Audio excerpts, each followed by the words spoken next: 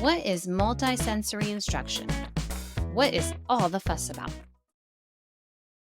I am not a dancer, although if you ask my family and friends, there are definitely times when I think I am. But deep down inside, I know dancing is just not a talent that I have. So it might surprise you that I taught group fitness aerobics instruction for 10 years. Teaching these classes brought me so much joy. I absolutely loved this job, and the only reason I stopped was because the time it took me to learn the choreography. Not being naturally gifted in the dance arena, I had to study and practice constantly. This consisted of me writing out the choreography, aligned with musical cues, and then practicing it over and over and over again. I had to engage so many senses at once when I was learning: auditory, listening to the music and cues in the song; visual, watching the video of the instructors doing the choreography; and kinesthetic, physically doing the dance moves. If one of those elements was missing, I struggled if I didn't know the choreography well enough by muscle memory. Imagine trying to learn a dance on TikTok, but you can't hear the music or do the moves. You can only see the video. Or you can only hear the music, but you can't see the video or do the moves. Pretty challenging, right? Well, this is often how students are taught, through one or two senses. But imagine if they used all senses simultaneously. I bet you would learn the TikTok dance much faster if you could hear the music, see the video, and do the moves all at the same time. Essentially, that is multisensory instruction. Stay tuned to learn more about this brain building approach and how it can make learning literacy a smoother, faster process. Hello, and welcome to Simple Literacy. The Simple Literacy Podcast is your one-stop shop for tools, strategies, resources, and lessons to support your student on their literacy journey. Every Tuesday, I will get down to the basics and give you literacy tips and tricks that make helping your student uncomplicated, easy to understand, and just downright simple. I'm Ashley Malakias, an elementary educator, passionate about helping find a way to fill the literacy gap in the education system. A mom of two busy elementary-age kids, a committed Orton Gillingham Associate Tutor, and creator of Simple Literacy. At Simple Literacy, I have one focus in mind: to cultivate a nurturing community empowered to advance literacy using the science of reading methods. If you are devoted to helping your student, join me at Simple Literacy, where literacy is simplified and student success and confidence are nurtured. You can follow me on Instagram, Facebook, YouTube, and Pinterest to get weekly tips and tricks on literacy. Together, we can turn any dark clouds of frustration into a horizon of beautiful, sunny skies. Multisensory may or may not be a word you have heard before when used to describe a method of learning, but it is definitely a buzzword in the education field, even more so in the literacy field. If you have never heard it before, deductive reasoning probably tells you that it has something to do with using more than one of your senses, which is correct. But in regards to literacy, the definition and impact are so much more. On today's podcast, I will answer the questions: what is multisensory instruction? How can my student benefit from it? And how can I use this research-based approach at home? Let's address the first question. What is multisensory instruction? Putting it very simply, multisensory instruction is engaging multiple senses, visual, auditory, kinesthetic, at the same time. The key is at the same time. If you think back to your days as a student, you definitely experienced learning environments where you learned through visuals, timelines, charts, graphs, vocabulary flashcards with images, or learning environments where you learned through auditory, listening to lectures, class discussions, debates, or learning environments where you learned by movement, using math manipulatives, or acting out historical events. All of these can be effective instructional approaches, but research has proven that when these are done simultaneously, the learner learns more and retains it faster. Let's look at a meta-analysis study from 2021 and the findings on multisensory literacy instruction and its effectiveness. Side note, a meta-analysis study is one that looks at completed studies on the same topic to identify trends. So this study in 2021, published by Reading and Writing, reviewed 39 studies on the effectiveness of multisensory instruction and its impact. The analysis concluded that multisensory methods yielded significantly better outcomes in various reading skills, including word decoding, which is being able to break down the sounds in words to read them, fluency, which is the speed that you read, and comprehension, understanding what you read. There were better outcomes in all of these compared to traditional methods. I don't want to put anyone to sleep today, so I'm not going to share with you more studies that have similar findings, but just know there are a lot. The research has been done and continues to be done on this topic, and the findings are always similar. Multisensory instruction is extremely beneficial and effective. Now that you have some background knowledge, let's get into why you are really here, your student. So, how can your student benefit from multisensory instruction? There are 4 multisensory benefits backed by research that I think are worth a discussion today.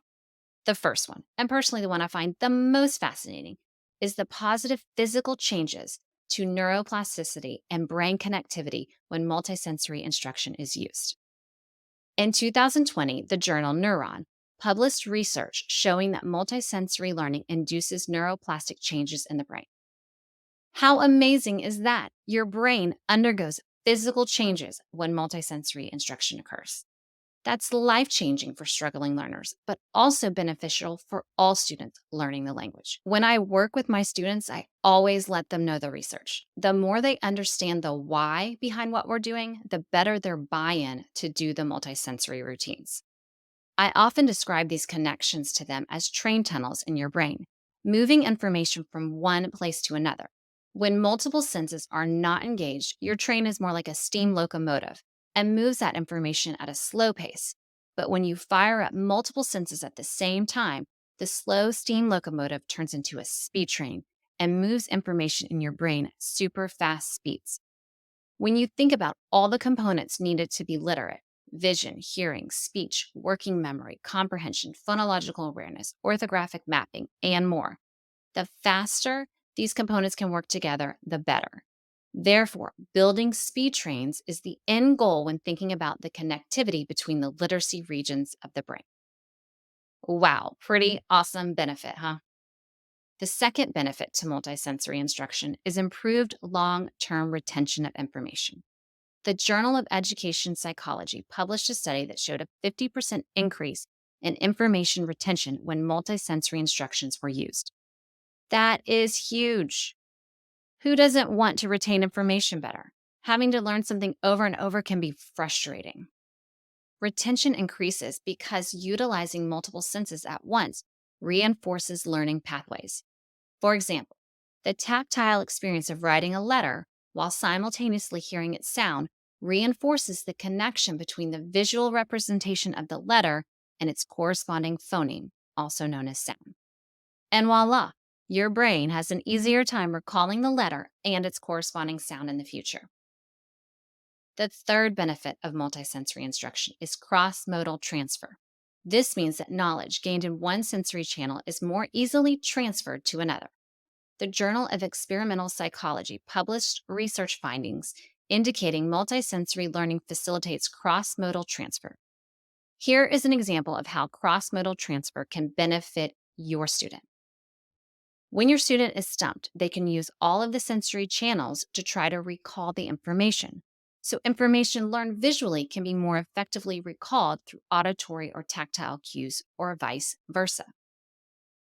I see this often with my students. They often go through our multisensory routines to see if they can recall the information they're struggling with.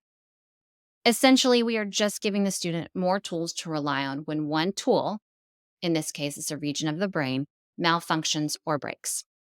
The fourth benefit of multisensory instruction is reduced cognitive load. A study published in the journal Education Psychology Review demonstrated that multisensory approaches reduce cognitive load, allowing learners to process information more efficiently. This is because the brain can disperse the information among multiple regions in the brain, lightening the load of any one region, which in return makes the brain more efficient. This can be thought of as working independently or on a team. More work can get done faster when it is shared among a team. Therefore, the reduction in cognitive load contributes to better overall learning outcomes. Let's recap the 4 benefits of multisensory literacy instruction that we discussed today. Number 1, positive physical changes in the brain, building speed trains. Number 2, better long-term retention of information. Number 3, cross-modal transfer, multiple tools to use rather than only one.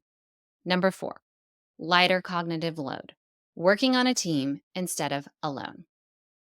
Just remember this main takeaway. Multisensory methods help build and speed up the trains in our brain, promoting a more efficient transfer of information, resulting in better retention. So bottom line, they are worth it. The easiest way to implement multisensory literacy instruction is through sound drills. Sound drills are phonics drills that help your student learn letters and their corresponding sound. The student must be visually presented with a letter, then they must say the letter name and sound while tracing the letter. This drill engages visual, auditory, and kinesthetic senses. Listen to what this sounds like. C, cat, I, itch, it. Please note, this is not the only aspect of multisensory literacy instruction, but for ease of getting started, the sound drill is a great starting point. If you are in need of sound cards, go to the store page on my website, simpleliteracy.com. One more thing to remember, student fidelity when doing the multisensory routines is key, the sound drill being one of these routines. Therefore, changing up the medium the student uses when tracing letters will keep them on their toes and engaged. Here are my top 10 mediums to use for the sound drill. Number 1, sand, rice, or jello powder on a tray. Number 2, finger paints, watercolors, acrylic paints.